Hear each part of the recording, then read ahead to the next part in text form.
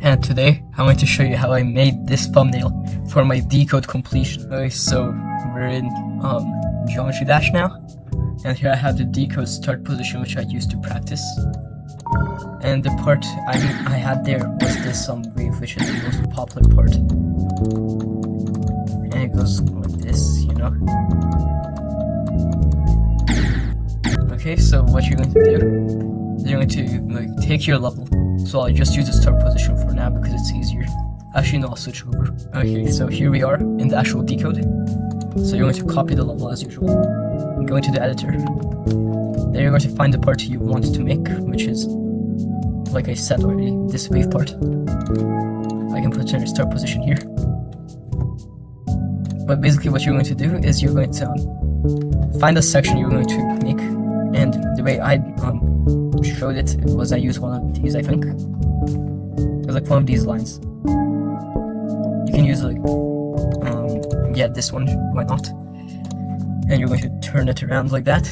And it's going to mark where you're going to start and end, so I'll just add another one. And where I personally end is like after here where it goes down. And oh yeah, you need to flip it. It's like around there, just to let yourself know. So what you're going to do is you're going to have swipe on and get rid of all of the color triggers and stuff like that after, because you won't need them.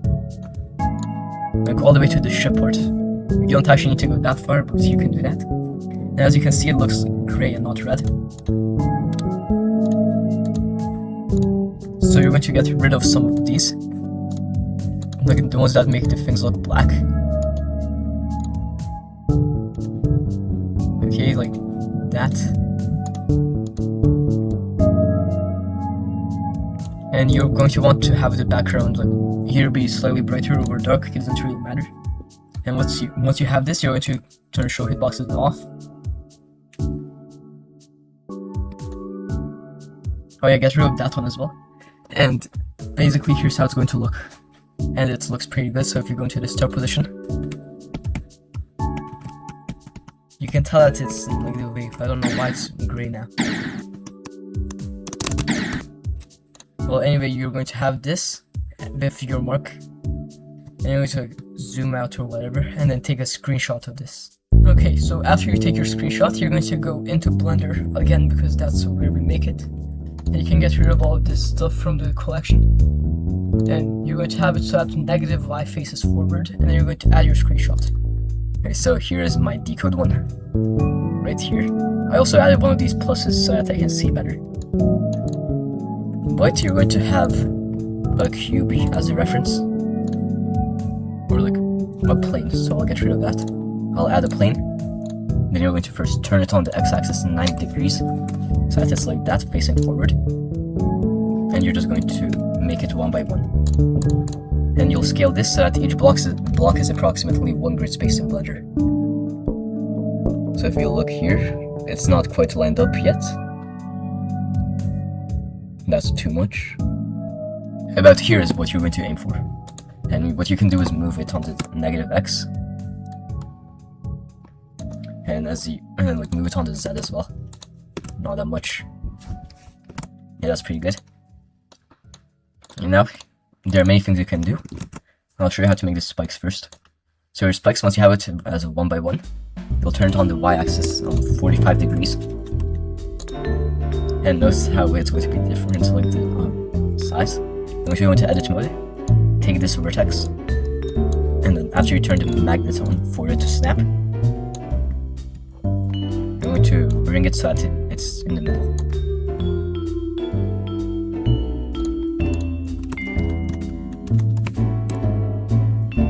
And that's close enough.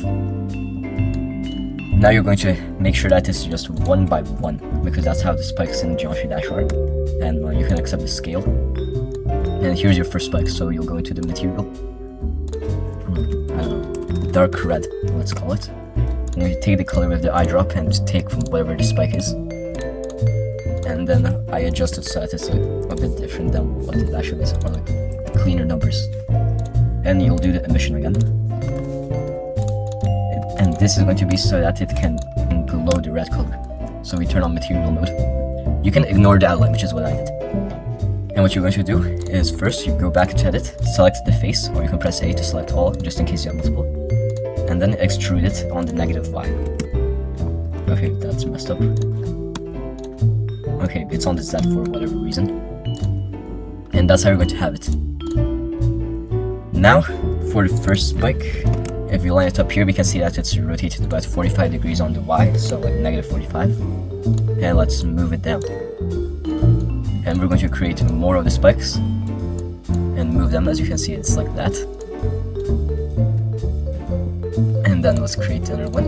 And what you want to do is you can either keep the materials like this, or you can put them all to the same one so that it's easier to use. Okay, so now we can see that right here, they're on the same plus, which means that this one, after you turn it to 135, I'm going to make it so that the tip is in the same area.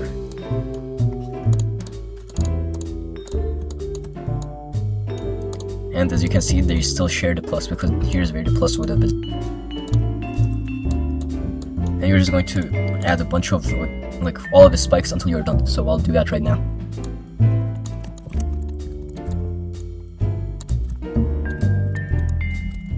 Okay, so now as you can see, I have all the spikes ready. And it stops at the downward section for me, so that's what I have. And what I'm going to show next is this like dark area. So you're going to add, first I'll make a new collection. Let me fix these real quick. Okay, so I'll make a new collection for like, or you don't even need a collection since it's one object. So in the scene collection, I'll add a plane, rotate it and add the x-axis again, and then move it down. And then here's what you're going to do. You're going to go into the edit mode, into vertex edit. And then you're going to go from start to finish like that, and subdivide it down the middle. And you can, you should actually dissolve this vertex, and all of these, so you could have just selected those and done it like that. But now we're going to see where the dark inside part is, and we can see that it ends like right over here. And you're going to figure out where it starts as well. But first what you want to do is put the middle one first, so that it can be lined up properly. And with reference to the middle one, you're just going to fix it up until it looks correct to your eye, which means that it likely is correct. And without even counting, I think that that's correct. It looks like it. Let's see. If we turn this on, how many lines can we see? So it's connected to that. So we have 1, 2, 3 until it reaches that, just like 1, 2, 3. So this is already correct, and that was pretty simple. So go back into face mode, select everything, and you're just going to extrude it again.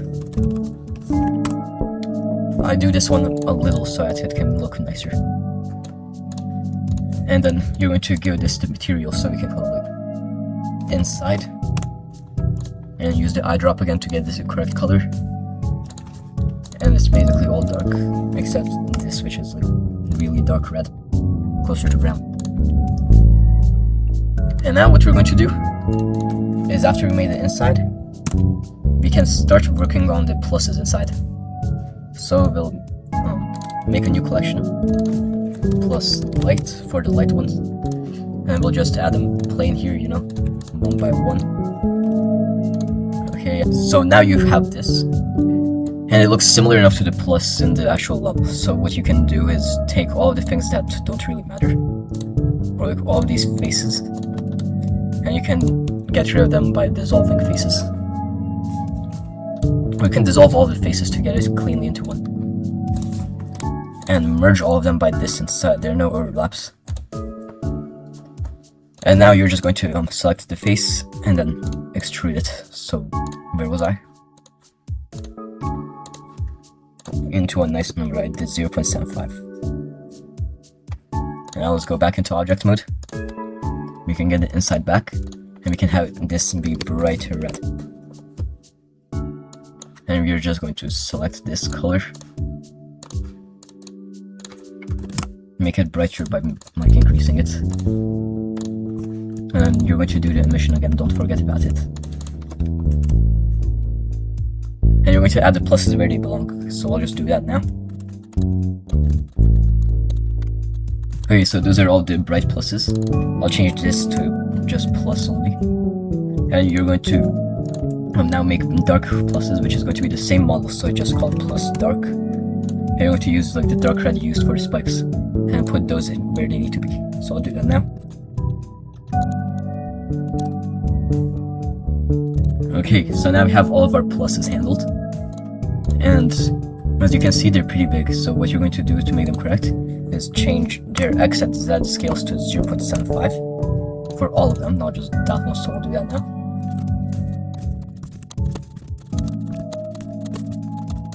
Now I have all the pluses handled.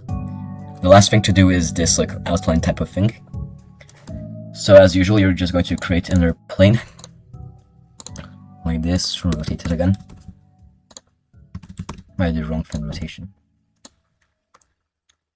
And then you're going to, actually you will make it one by one. Now as you can see, if we look here, this is actually one block tall, but split between two of them for some parts of it. So after you move it to the correct spot, which will be like that, you'll go into edit mode into vertexes again, and then like that, subdivide it, and just move them over. As you can see, it's that simple to make that line because we can just ignore this. So we'll go into faces, like that, and then extrude, but not 1. You're going to do 0.5. And you want to take the color, you know, like that, with the eyedrop.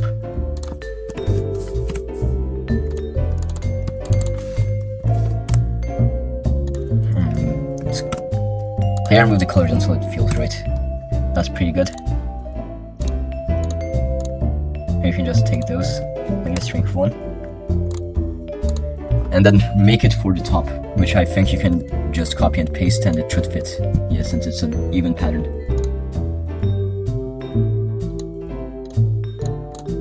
So now we have all of this. You just add a background plane with this like very dark color you have. And, like make it 50 by 50 like that. And then you're going to take, for the material, you will do the darkest color we have, which is the inside. But you're going to make a copy of it and make it even darker.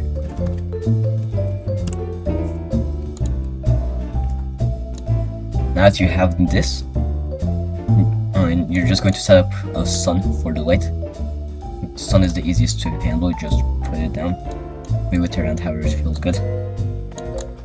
And you're going to add a camera.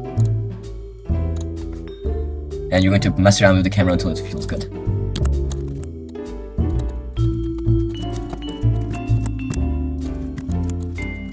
Okay, this is pretty good. So you're going to go into this. I change it to cycle because it's better. And you're just going to render it until it looks nice.